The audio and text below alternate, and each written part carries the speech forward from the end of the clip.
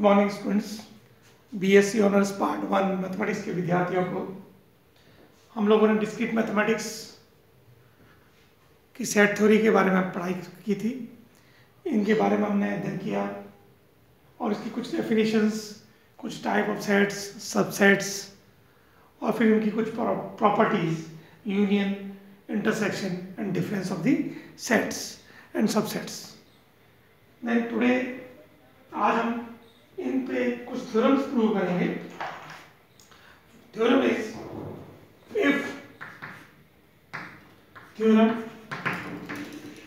if A and B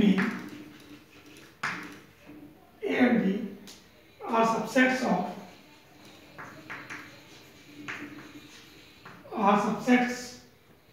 of the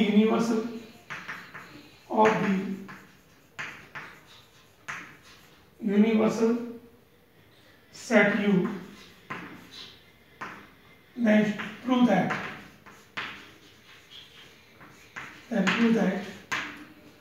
first A intersection B equals to phi. This implies A subset of B dash and B is subset of A dash. First part. Then second part, A union B equals to U. This implies A dash is the subset of B. This implies B dash is also subset of A. These are the theorems which we have to want to prove.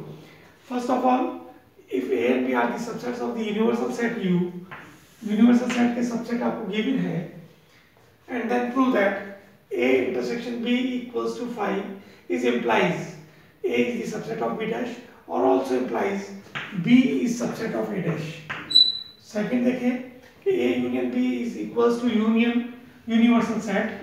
So this implies A dash is the subset of B and B dash is the subset of A.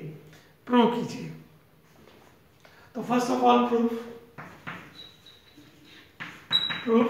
first part कि let A intersection B equals to phi। हम इसको लेके चलेंगे क्योंकि ये if and only if की condition है। तो A intersection B equals to phi and we want to prove, हमें ये सिद्ध करना है कि A is the subset of B dash और B is the subset of A dash, ये प्रूव करना है। तो सबसे पहले हमने A intersection B equals to phi लिया। Therefore for all x belongs to A, यदि हमने ये इंटरसेक्शन फाई है, दिस मीन्स ये डिसजॉइंट सेट है, इन दोनों के बीच में कोई भी एलिमेंट कॉमन नहीं है। This shows that if x belongs to A then x does not belongs to B. So this implies x does not belongs to B. Therefore क्योंकि A और B these are the subset of universal set, so x does not belongs to B, then x does not belongs to B, so therefore x belongs to B dash। मतलब क्या है कि हमारे पास A और B these are the subsets हैं universal set के।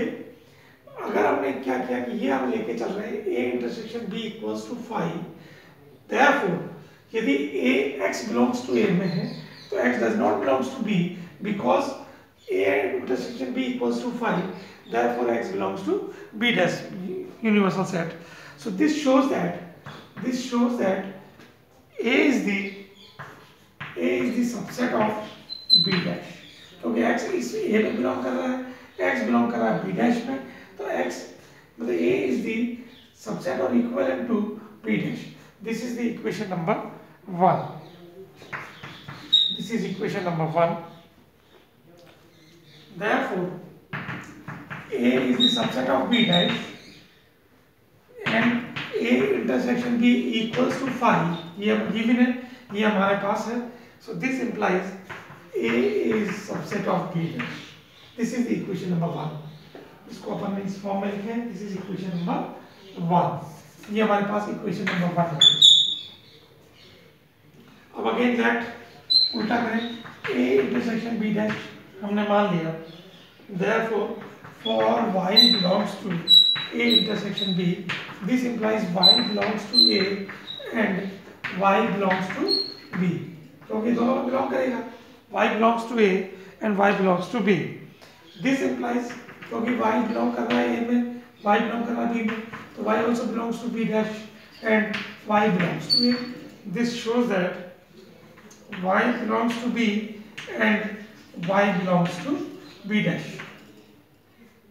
परंतु कोई भी अवयव इन दोनों प्रतिबंधों को संतुष्ट नहीं कर सकता, क्योंकि यदि ये y इसमें भी बिलोंग कर रहा है और y इसमें भी बिलोंग कर रहा है, ये एक संभव नहीं है, क्योंकि हम जानते हैं यदि इसमें बिलोंग कर रहा है तो इसके b डैश में नहीं होता है, क्योंकि b डैश जो अपने पास है वो पूरक समुच्चय है b का.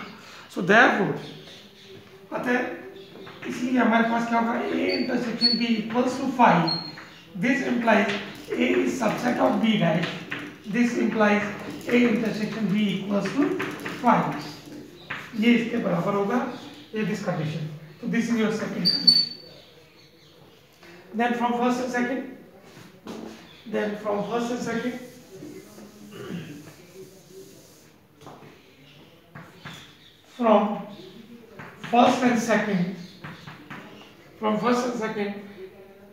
a intersection b equals to 5. This implies a is subset of b dash.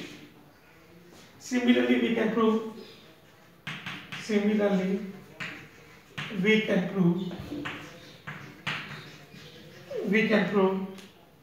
a intersection b equals to 5. Therefore b is the subset of a dash. b is the subset of a dash. ये दोनों तरीके से हम इसको prove कर सकते हैं इसी वे में. Then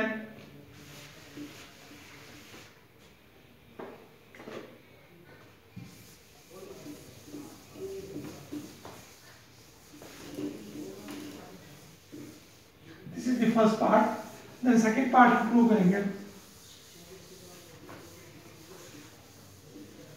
This is the second part. So second part के प्रूफ में हम लोग लिखें प्रूफ A union let करके, let A union of B equals to universal set. A union B equals to universal set.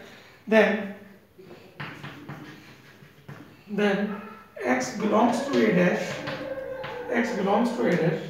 This implies X belongs to A. Does not belongs to A. Therefore X also belongs to B.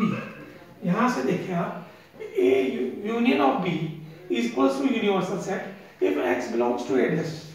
This shows that ये क्योंकि इसके A के पूरक समुच्चय में है, तो therefore X does not belongs to A. This implies X belongs to B. ये हम जानते हैं, क्योंकि ये किससे कंडीशन से आया, ये कंडीशन है A union of B equals to universal set. तो हमारा कोई एलिमेंट यदि X A dash में बिलोंग कर रहा है तो ये A में बिलोंग नहीं करेगा और X सेकंड B में बिलोंग करेगा, क्योंकि इन दोनों का यूनियन यूनिवर्सल सेट है. So therefore A dash is the subset of B. ये और इस कंडीशन से we can write this. So therefore A union B is equals to U and A dash is the subset of B dash. This is equation number 1. Converse let करके, let A dash is the subset of B, and to prove A union B equals to universal set, ये हमें prove करना है. So therefore X belongs to A union B. This implies X belongs to A and X belongs to B. बहुत common element है तो X दोनों में belong करेगा, या में और या. This implies X belongs to universal set या X belongs to B, मतलब दोनों में यूनिवर्सल सेट से universal set. This implies X belongs to universal set. So therefore A union B equals to universal set is the subset of universal set. Similarly, Y belongs to B. This implies Y belongs to A and Y does not belongs to Y belongs to A dash. Comma लगा के या में है, ध्यान रखना है. This implies Y belongs to A या Y belongs to B dash B. This implies Y is belongs to A union of B. Therefore, universal set is the subset of A union B. This is the second equation. first equation, this is the first equation, is the subset. Second or the third मान लें. From second and third you can say, from second and third you can say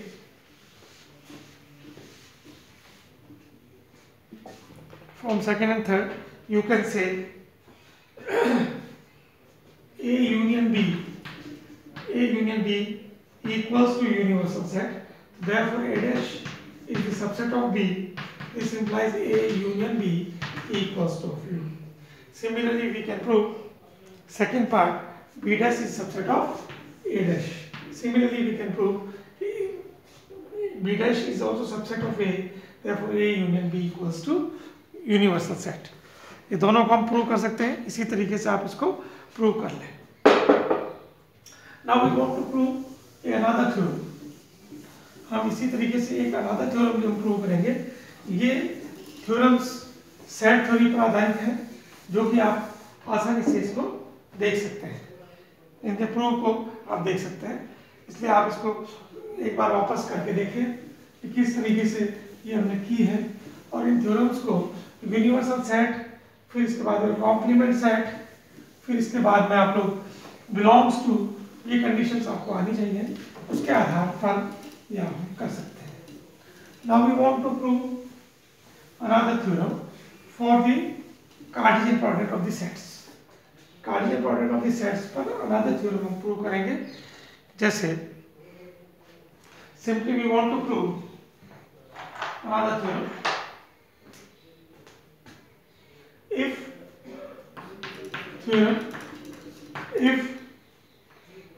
A, B and C are three sets, then prove that that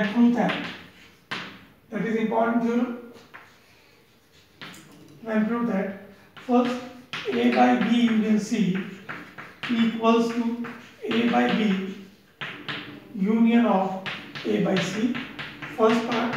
And the second part, A by B intersection C equals to A by B intersection of A by C. First and second part, these are the Cartesian product of the union with union of two sets of with A is same as A intersection of B union C is Cartesian product of the two sets. So this implies A by B union C equals to A by B union A by C. इसी तरीके से A by B intersection C is equals to A by B intersection A by C. First of all, proof. First proof. हमको एक element ले लें. Let us suppose these are the Cartesian product. So therefore, let X and Y belongs to A intersection B union C. क्योंकि Cartesian product है तो Cartesian product में pair के रूप में हमारे को लेना होगा. So this shows that X belongs to A and Y belongs to B union of C. X पहले का एलिमेंट है, सेकंड का सेकंड एलिमेंट है. So X and Y belongs to A and B union C. So this implies X belongs to A, फिर and Y belongs to B and Y belongs to C, क्योंकि union है. तो union में हमारे पास इन दोनों में से कोई एक में या करना, ध्यान रखना, और या मतलब X Y इसमें बिलोंग करेगा या इसमें बिलोंग करेगा, क्योंकि कॉमन एलिमेंट हम लेते नहीं है. अगर एक से अधिक एलिमेंट है तो हमारा इसको हम लेते नहीं है. So this is equals to X belongs to A, Y belongs to B, या X belongs to A, Y belongs to B, C. या तो इसमें बिलोंग करेगा या इसमें बिलोंग करेगा, बताया नहीं करके तथा. सो दिस इंप्लाइज XY जो एलिमेंट्स हैं, XY belongs to A by B तथा XY belongs to A by C. अब ये दोनों में बिलोंग कर रहा है. XY A by B में बिलोंग कर रहा है, XY A by C में बिलोंग कर रहा है. This is equals to X and Y belongs to A by B तथा दिया हुआ है इसके यूनियन ऑफ तथा दिया हुआ इसकी union of A by C, this is equals to A by B union C is equals to A by B union of A by C, this is has two. ये इसकी property है। इस property के according हमने, यदि वो इसमें belong करता है, एक्स एंड वाई पेयर है, तो एक्स एंड वाई का means first element first set से, सेकंड एलिमेंट सेकंड सेट से बिलोंग करेगा। तो first element x belongs to a, second element y belongs to b union c, so y belongs to b और y belongs to c, so this is equals to x belongs to a and y belongs to b and x belongs to a and y belongs to c, so इसका pair बनाए अगर xy belongs to a by b, इसका भी pair बनाए xy belongs to a by c, so therefore xy दोनों में belong कर रहा है, तो xy belongs to a by b union of a by c, और इसको हमने xy को फॉर्म सेट की फॉर्म में लिख दिया, तो इस फॉर्म में लिख दिया। सिमिलरली हम सेकंड, यहाँ ध्यान रखना यहाँ लिखा हुआ है, सेकंड अगर हम प्रूव करना चाहेंगे तो xy belongs to a intersection b, second we want to prove second part of this theorem, हम सेकंड पार्ट प्रूव करेंगे, so therefore xy belongs to b intersection c, LHS part, so this implies x belongs to a, तो इसका इसमें belong करेगा, and y belongs to b intersection c, so this implies x belongs to a, comma y belongs to b, इसमें belong करेगा, and ध्यान रखना वहाँ और था y belongs to c, क्योंकि यहाँ ना दोनों में कॉमन आएगा, इसलिए यहाँ एलिमेंट जो होगा वो एंड आएगा, तथा तो therefore x belongs to a, y belongs to b and x belongs to a and comma y belongs to c, so this implies x belongs to a by b तथा x belongs to a by c, so this implies x belongs to a by c, x y, यहाँ x y है, ये x and y, again ये भी x and y, और तथा लिखा हुआ है, so x y belongs to a by b intersection of a by c, so this implies x and y की जगह मैंने सेट लिखा, x b intersection c is equals to a by b intersection of a by c, this is your RHS part. So this theorem is very important for the examination point of view, और आप इन theorems को देखिए, इसमें पहले में same वही तरीका है, हम जब ये अपने पास है, this means and, union means और, या, और इंटरसेक्शन मीन्स तथा, समझ में आ गया कि नहीं? यहाँ यूनियन मीन्स या और इंटरसेक्शन मीन्स तथा या एंड, इन दोनों को ध्यान रखना है, इसी के अकॉर्डिंग हमने ये थ्योरम्स की है। अब इन दोनों थ्योरम्स को आप वापस रिपीट करें, घर पे इनको बार बार प्रैक्टिस करें, क्योंकि ये इंपॉर्टेंट थ्योरम है for this set theory. Thank you.